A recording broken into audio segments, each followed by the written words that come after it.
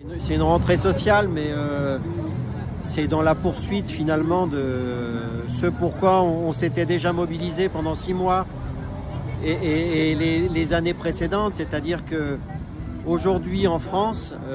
une majorité de salariés, de retraités, et une majorité de précaires en fait ne peuvent plus vivre dignement. Donc ce que les gens demandent, ce que les salariés demandent, ce que les retraités demandent, c'est de pouvoir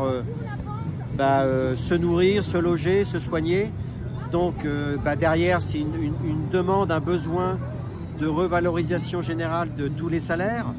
revalorisation des pensions, financement des services publics,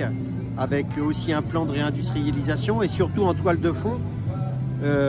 l'exigence exprimée par une majorité de la population française pour que la réforme des retraites, dernièrement mise en œuvre de manière autoritaire par Emmanuel Macron, soit abrogée d'une manière totale. Voilà les raisons qui font que la CGT, avec d'autres organisations, a appelé aujourd'hui les salariés à se mobiliser, à se mettre en grève, pour continuer finalement à mettre la pression